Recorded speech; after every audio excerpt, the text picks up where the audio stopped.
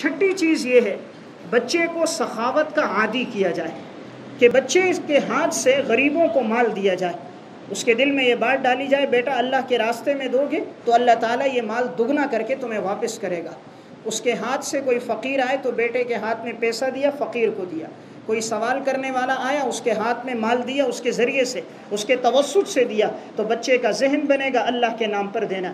اسے مال سے محبت نہیں ہوگی، اسے اللہ کے راستے میں خرچ کرنے کا جذبہ ہوگا۔ جب ابتدا سے تربیت نہیں ہوتی، یہ بچہ جب آگے بڑھتا ہے تو یہ ساری عمر پھر مال کو جمع تو کرتا ہے، اس کا مقصد ہوتا ہے مال جمع ہو، حلال کا ہو یا حرام کا ہو، پھر نہ یہ اللہ کے حقوق ادا کرتا ہے مال سے، نہ بندوں کے حقوق ادا کرتا ہے۔ اس لیے ابتدا سے یہ ذہن بنایا جائے بچے کی سخاوت کا، اور اسے بتایا جائے بیٹا مال ضرورت کی چیز ہے، زندگی گزارنے کے لیے ضرورت ہے، لیکن محبت کی نہیں کہ تم قلبی محبت اس سے کرو۔ یہ اتنی ضرورت ہے جس طرح گھر میں بیت الخلاء کی ضرورت ہے۔ بیت الخلاء سے انسان محبت نہیں کرتا، وہاں انسان زیادہ وقت نہیں گزارتا، قضائے حاجت کے لیے گیا واپس آ جاتا ہے۔ اس طرح مال کی ضرورت ہے، بیٹا مال کی محبت کو دل میں نہ بسانا۔